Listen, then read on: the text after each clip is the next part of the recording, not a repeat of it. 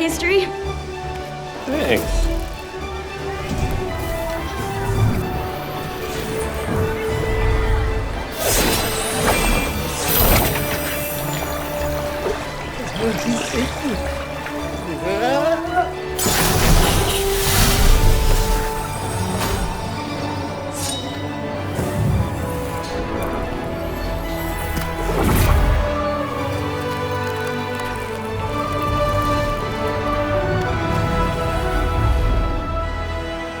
Hey Tacticians, Sam here. I'm the set lead for Magic and Mayhem, a whimsical and hectic twist on the world of magic. In the Magitorium, all types of magic are welcome, and our champions have harnessed an incredible variety. Now, they're ready to test their magical might on the battlefield, so I hope you are too.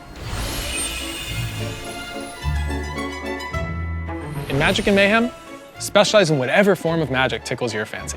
We've got fire magic, ice magic, witch magic, you know, all your standard magics. But there's also mayhem, so let's get chaotic. First things first, bees. Honeymancy champions summon tiny, untargetable versions of themselves, swarming their enemies with sheer numbers. The Honeymancy roster may make for a go-to reroll comp, but with the charm-stacking King Beegar as your carry, you'll be a total buzzkill for your lob bees in the late game too. You heard me right, charm stacking, which will make a lot more sense later, I promise. If you've got a sweet tooth, we've got the perfect trait for you. Sugar crafters build a cake filled with power and treats by collecting sugar for each item component your team has. Each layer you bake will power up sugar crafters with saccharin stats. When the cake is finished, more rewards are sure to come. With late game scaling, all you need is fructose and glucose, and your opponent is toast. Piece of cake. Eldritch is one of my favorites. A lot of people on the team say it freaks them out, but I don't really get why.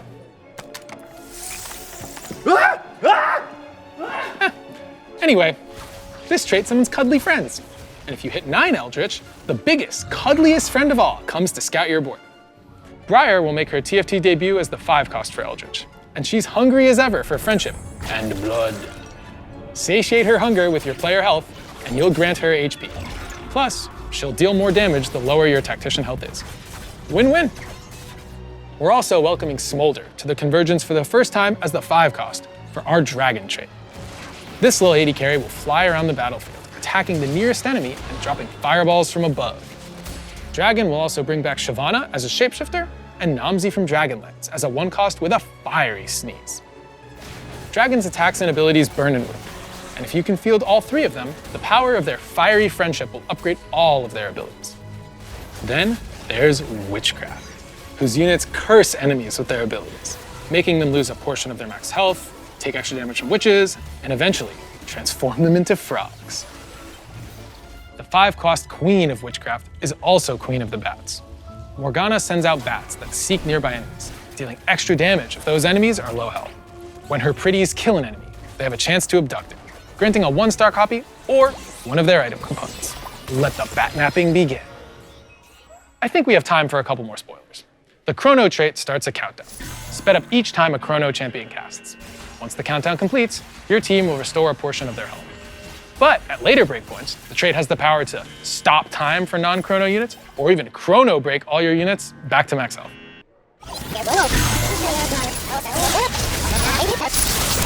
Whoa! I wasn't done here. I haven't even talked about the Chrono units yet. Karma will be your go-to AP carry, taking up heaps of damage over time, while the 5-cost Camille creates a zone where she can bend time and her opponents to her will. To bring the time magic fantasy of Chrono to the Convergence, we're looking to the stars with Wild Rift's Stargazer skin. Like Silco from Arcane or T-Hex from Legends of Runeterra, we're always excited for timely collabs. All right, that's enough for me. You'll see the rest when the set drops on PvE. But like I mentioned earlier, we still need to talk about charms. Matt, Alicia, give our friends the scoop.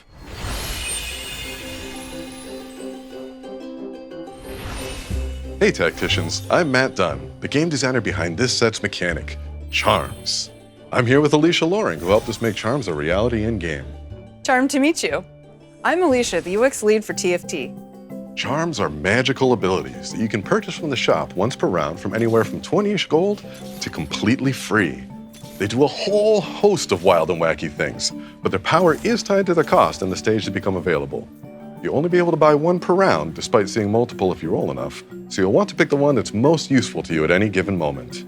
Let's talk through some examples, starting with a simple one. Phantom Gloves. For 3 gold, you'll get a temporary Thief's Gloves until the end of your next player combat. Is it really a thief's gloves if you don't get to keep it? A more big brain example comes from the Copycat charm, which grants you a 1-star copy of the first enemy champion to die during the next player combat. There are also charms that appear during the mid-game when you have a bit more gold, but you're still tinkering with your strategy. Reclamation is a cheap charm that breaks apart items on bench champions for a round. Combat-oriented charms are likely to appear during the mid-game as well. Earthquake stuns your opponent's board for 2 seconds at the start of combat, while Silver Guard makes your team immune to crowd control for the first few seconds of the fight. Talk about a hard counter. Later in the game, you'll get offered more expensive and powerful charms, like Spawn Swarm, which for 8 gold will make it so your dying champs spawn a small voidling. Gross. All 5s, a medium price charm, will immediately re-roll your shop into all 5 costs. It's perfect for taking screenshots to show your friends just how lucky you are. Lastly, we have Ascendant charms, which come from Xerath, a 5-cost Arcana champion with the unique Ascendant trait. Xerath, whose ability launches a barrage of arcane blasts at enemies, can grant you access to charms like the Tower, which summons a large target dummy for a round that strikes enemies with lightning, or the Sun, which will grant you a support anvil and an artifact anvil. With all these exciting late-game charms, we expect to see some crazy final 2 or 3 player fights, as players desperately charm roll to eke out just one placement better. When the team came up with charms, we had to figure out just how to make them make sense in the game. My personal approach is that UX should feel like magic. It should fade into the background and feel like a natural extension of your powers as a tactician in the Convergence. You can see this philosophy at work with recommended items, augments and armory interfaces, or our favorite memory enhancer, the Team Planner. But for charms, we wanted to deliver something a little more delightful. When you buy a charm, it will follow your tactician around and show everyone in the lobby what type of magic you've got your hands on. And we're always looking for more ways to level up the overall TFT experience. So we're also working on quality of life improvements like new stats, or even ways to add more portals to TFT. With that, let's portal over to cosmetics.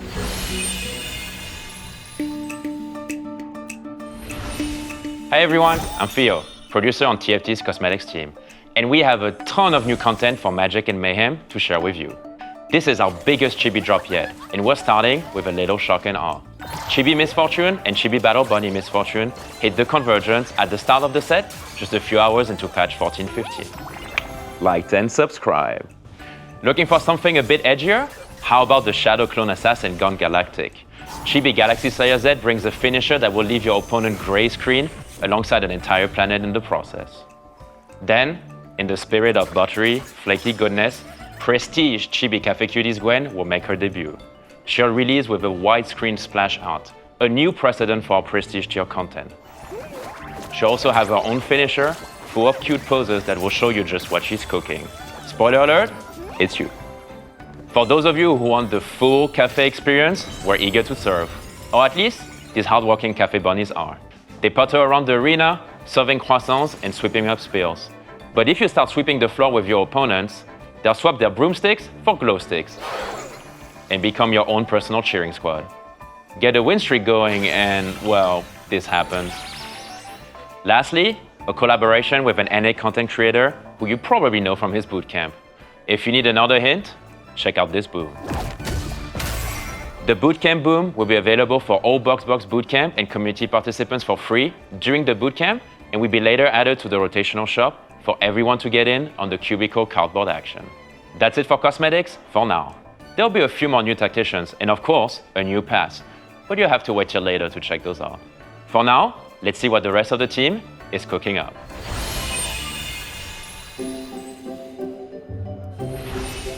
Hello, my name is Wright X Tina, and I'm the product manager for TFT's events and set revivals.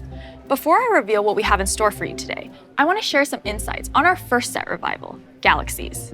Though we've shipped totally new game modes before, we weren't certain that set revivals would resonate with players. I mean, did players really want to get blitz hooked every game again? Obviously not. That's why you have to scout, but you never, ever, ever pivot. Sorry, I got caught up in nostalgia. And so did many of our players. On its launch weekend, the Galaxy's arrival made up almost half of total game hours. It's no wonder that mech units were 3-starred 2,344,741 times. So, we're reviving another mid-set during Magic and Mayhem. This one will bring back fan favorites like Hellion, Abomination Scion, Vertical Legionnaire, and of course, our first legendary unit that costs 6 player health instead of gold. Yep, I'm talking Teemo. Reckoning Dawn of Heroes was the mid-set for our 5th set and has a reputation of being one of TFT's biggest comeback stories. The set introduced mechanics that have become core parts of TFT, like radiant items, armories, divine blessing, all of which have inspired various portals, augments, and more.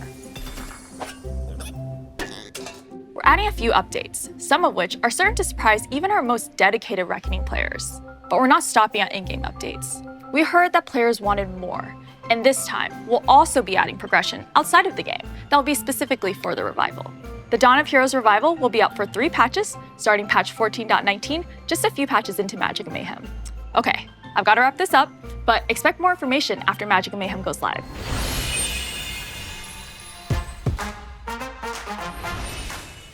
Hey everyone, Sherman here with an esports update before we do our last Magic and Mayhem spoiler. We've just finished our first set with our new competitive model. We're filming this in early May, well ahead of the Inkborn Fables Tactician's Crown. Last year, we brought our first ever TFT Open to Las Vegas. It was a huge opportunity to see the Western TFT community come to life. This year, I'm excited to announce that the next TFT Open is headed to Macau, December 13th through the 15th. Similar to how last year's Open was played on the second patch of Remix Rumble, the Macau Open will be played on our next set when it's still fresh. But don't wait to start prepping. Your ranking for Magic and Mayhem will determine your registration order for the Open. We're doing our snapshot on September 2nd, with ticket sales releasing later that week in a bracketed order based upon your rank. Tactician's Crown participants from Runeterra Reforged through Inkborn Fables will get first dibs. Challenger players will get access a day later, Grandmaster and Masters players the following day, and the remaining competitor tickets plus general admission tickets will be released the day after that. Wow, that was a lot of info, but don't worry. If you need this in writing too, we just published an article with more info on the dates, ticket sales, and format. And for once, I'm not last. Peter, take it away.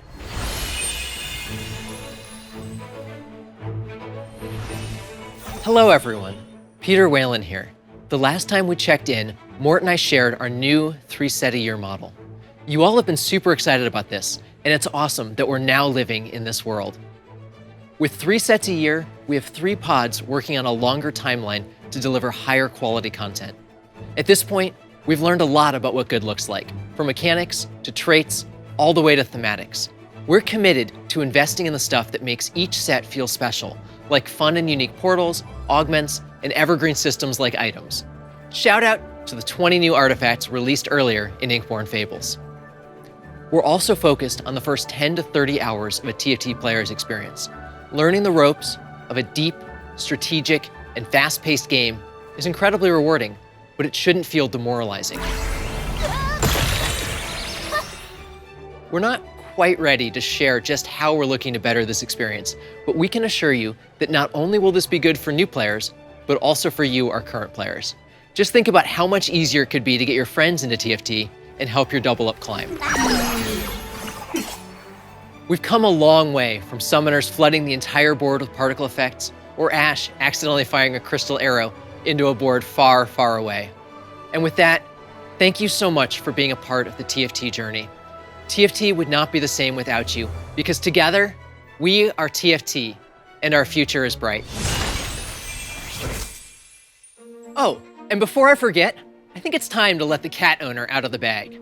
Thanks to our friends on Legends of Runeterra, we're bringing Yumi's owner to TFT. Nora, everyone's favorite portal-popping Yordle, will be hitting the convergence as a 5-cost in our portal trait. The trait is the perfect match for Nora. The only thing she loves more than tea, cats, and magic is when all of those things fall out of a portal at random. The trait shields portal units and then ejects random stuff throughout combat. We're talking about things like Ziggs bombs that deal magic damage, Horo snacks that heal your allies, maybe even a wild Krug. We can't have Nora without her feline companion. Nora's legendary explorer trait brings Yumi along for the ride. Yumi will fly around on book, helping out her friends and using her ability when Nora casts hers. There's lots more magic and mayhem to discover, so be sure to check out Nora and the rest of the roster when the set goes live with patch 14.15 on July 30th. See you then.